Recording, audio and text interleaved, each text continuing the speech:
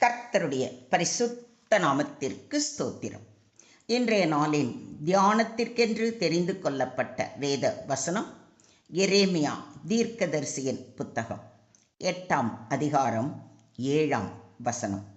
எரேமியா 8:7. ஆகாயத்தில் உள்ள நாரை முதலாய் தன் வேலையை அறியும். காட்டுப்புறாவும் கொக்கும் தகைவிலான் குருவியும் தாங்கள் வரத்தக்க காலத்தை அறியும். என் ஜனங்களோ கர்த்தரின் நியாயத்தை அறியார்கள் என்று கர்த்தர் உரைக்கிறார் என்று சொல். Even the stork in the sky knows her appointed seasons. The dove, the swift and the thrush observe the time of their migration. But my people do not know the requirements of the law. வானத்து கொக்கு தன் காலங்களை அறிந்துள்ளது. புறாவும் தகைவிலானும் நாரையும் தாம் இடம்பெயரும் காலத்தை அறிந்துள்ளன. என் மக்களோ ஆண்டவரின் நீதியை உணரவில்லையே. ஆமென். எரேமியா தீர்க்கதரிசியின் காலத்தில் யூதா ஜனங்கள் தேவனை விட்டு விலகி விக்கிரக ஆராதனையிலும் பாவத்திலும் வாழ்ந்தார்கள். பலமுறை தேவன் எச்சரித்தும் அவர்கள் மனம் திரும்பவில்லை. இந்த சூழ்நிலையில் இயற்கையில் உள்ள பறவைகளை எடுத்துக்காட்டாக கூறி மனிதர்கள் தேவனுடைய சித்தத்தை அறியாமல் இருப்பதை ஆண்டவர் வருத்தத்துடன் சுட்டி காட்டுகிறார். காலத்தை அறியும் பறவைகள் தேவனுடைய சித்தத்தை அறியாத ஜனங்கள். இது குறித்து சற்று ஆழமாக தியானிப்போம். தேவனுடைய படைப்புகள் தேவன் கொடுத்த ஒழுங்கை அறிகின்றன. நாரை, காட்டுப்புறா, கொக்கு, தகைவிலான் குருவி போன்ற பறவைகள் எந்த காலத்தில் இடம்பெயர வேண்டும், எந்த இடத்திற்கு போக வேண்டும் என்பதை இயற்கையாகவே அறிந்து செயல்படுகின்றன. அவை தேவன் வைத்த ஒழுங்கிற்கு கீழ்ப்படுகின்றன. இப்போதும் நீ மிருகங்களை கேட்டுப்பார், அவைகள் உனக்கு போதிக்கும். ஆகாயத்து பறவைகளை கேள், அவைகள் உனக்கு அறிவிக்கும். அல்லது பூமியை விசாரித்து கேள், அது உனக்கு உபதேசிக்கும். சமுத்திரத்தின் மச்சங்களை கேள், அவைகள் உனக்கு விவரிக்கும் என்று யோபு சொல்வதை யோபுவின் புத்தகம் 12ஆம் அதிகாரத்தில் வாசிக்கிறோம். சூரியன் தன் அஸ்தமனத்தை அறியும் என்று சங்கீதக்காரன் கூறுவதை சங்கீதம் 104:19 வாசிக்கிறோம். இயற்கை கூட தேவனுடைய ஒழுங்கிற்கு கீழ்ப்படுகிறது. ஆனால் மனிதன் மட்டுமே பல நேரங்களில் தேவனுடைய சத்தத்தை கேட்க மறுக்கிறான். தேவன் கொடுக்கும் கிருபையின் காலத்தை நாம் அறிந்து கொள்ள வேண்டும். பறவைகள் தங்கள் காலத்தை அறிகின்றன.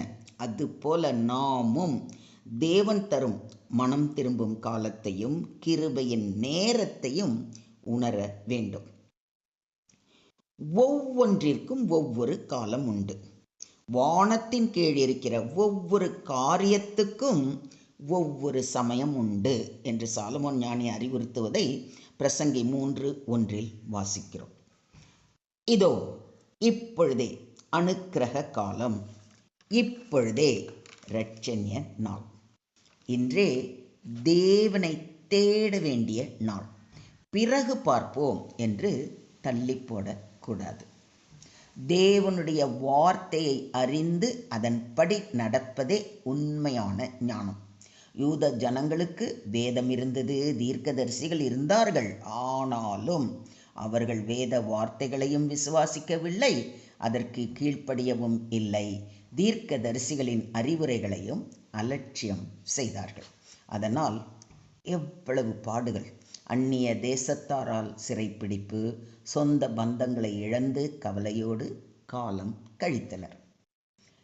என் ஜனங்கள் அறிவில்லாமையினால் சங்காரமாகிறார்கள். நீ அறிவை வெறுத்தாய், ஆகையால் நீ என் ஆசாரியனாயிராதபடிக்கு நானும் உன்னை வெறுத்து விடுவேன்.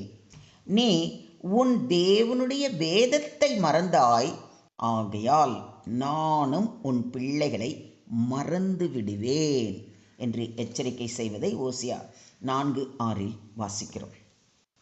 அதனால தான் அப்போஸ்தலனாகிய யாக்கோபு திருவசனத்தை கேட்கிறவர்களாய் மாத்திரமல்ல, அதன்படி செய்கிறவர்களாயும் இருங்கள் என்று அறிவுறுத்துகிறார்.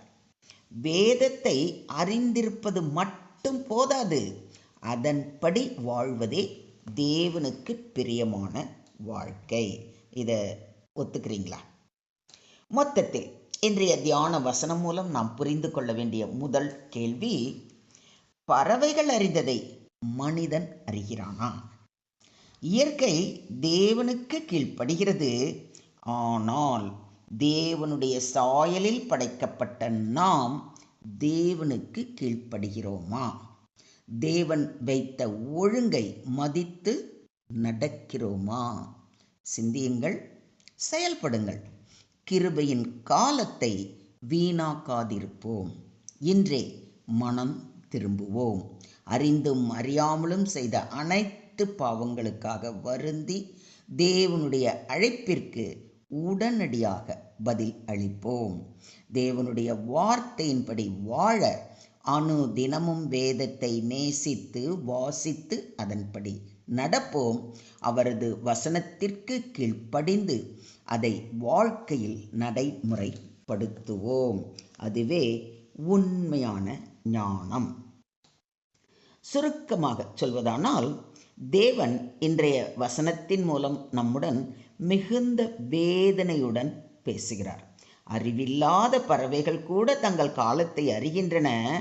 ஆனால் ஆறறிவு படைத்த மனிதன் தேவன் கொடுக்கும் இரட்சிப்பின் நேரத்தையும் அவருடைய வார்த்தையையும் அதன் முக்கியத்துவத்தையும் அறியாமல் இருக்கின்றான் என்று.